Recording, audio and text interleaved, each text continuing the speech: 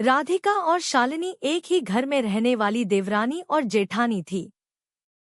राधिका, जो घर की छोटी बहू थी, को सुबह उठकर रसोई का सारा काम करना पड़ता था।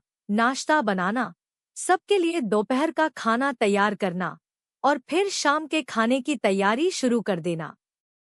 उसे लगता था कि उसकी जेठानी शालिनी बहुत आराम की जिंदगी जीती है। शालिनी के पास घर के बाहर के काम थे, बैंक जाना, बच्चों को स्कूल से लाना ले जाना, बाजार से सामान लाना और घर के बिल भरना। राधिका को लगता था कि ये तो बस घूमने फिरने वाले काम हैं, जिनमें कोई खास मेहनत नहीं लगती। वह अक्सर अपनी माँ से कहती, माँ जी, दीदी जी तो सारा दिन बाहर रहती हैं, उन्हें क्या पता कि रसोई में कितना काम होता है। वहीं दूसरी तरफ शालिनी को लगता था कि राधिका बहुत मजे में है। उसे घर में ही रहना होता है, अपनी मर्जी से काम करती होगी। शालिनी को सुबह जल्दी उठकर बच्चों को तैयार करना, फिर उन्हें स्कूल छोड़ना, फिर सारे दिन बाहर के कामों में भागदौड़ करना बहुत थकाऊ लगता था। उसे लगता था कि राधिका तो बस रसोई में खाना बनाती है, जिसमें क्या ही मेहनत लगती होगी। वह कभी-कभी अपनी सहेलियों से कहती, यार, राधिका तो घर में रानी की तरह रहती है, सारा दिन बस खाना बनाना होता है, जो कि कितना आसान है। इस तरह दोनों अपनी अपनी जगह एक दूसरे के काम को आसान समझती थी और मन ही मन एक दूसरे से थोड़ी नाराज भी रहती थी। घर में कभी कभार उनकी बातों में यह कड़वाहट झलक भी जाती थी, जिससे माहौल थोड़ा तनावपूर्ण हो जाता था। सास, सुमित्रा जी, दोनों को समझाती थी कि हर काम की अपनी मुश्किल होती है, पर दोनों अपनी अपनी सोच पर अड़ी रहती थी। एक दिन घर में एक छोटी सी पूजा रखी गई। काम बहुत ज्यादा था। सुमित्रा जी ने दोनों को काम बांट दिया। राधिका को रसोई और घर के अंदर की साफ-सफाई का काम मिला और शालिनी को मेहमानों का स्वागत करना, उनके बैठने की व्यवस्था देखना और बाहर से कुछ जरूरी सामान लाने का काम मिला। उस दिन दोनों को अपनी अपनी जिम्मेदारियां निभाने में काफी थकान महसूस हुई।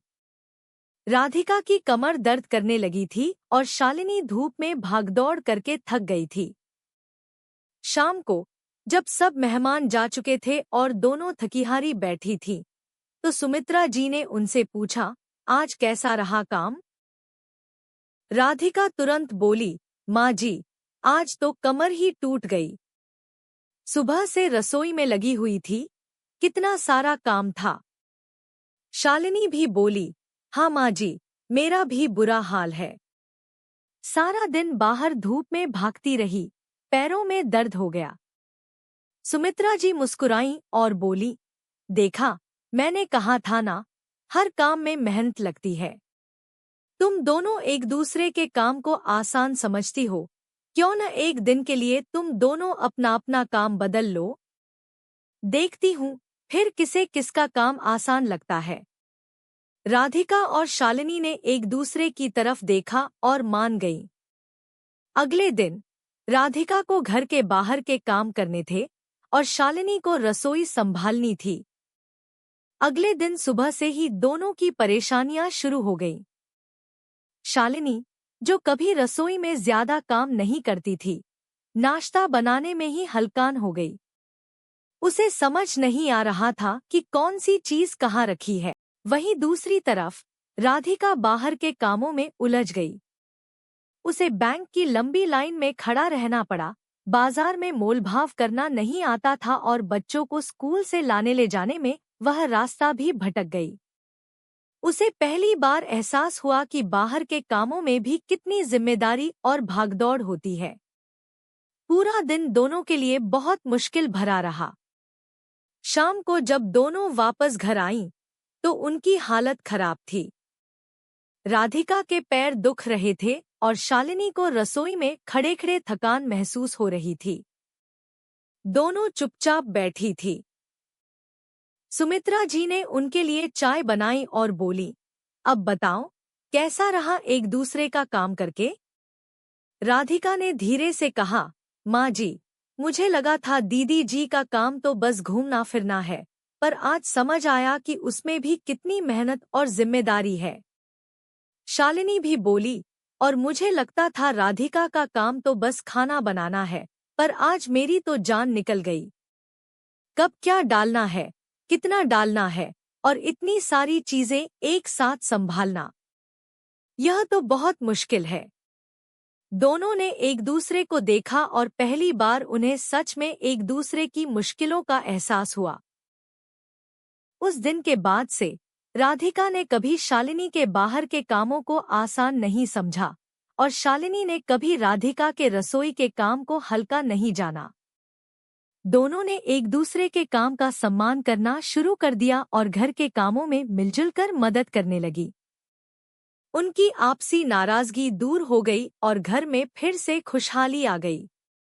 तो दोस्तों, देखा आपने, किसी के काम को बाहर से देखना और उसे करना, दोनों में कितना फर्क होता है। राधिका और शालिनी को जब एक दूसरे का काम करना पड़ा, तभी उन्हें समझ आया कि हर किसी की अपनी अपनी परेशानियां और मेहनत होती है। इसलिए कभी भी किसी के काम को कम नहीं आंकना चाहिए और हमेशा एक दूसरे का सम्मान करना चाहिए। आखिर घर तो सबका मिलकर ही चलता है ना?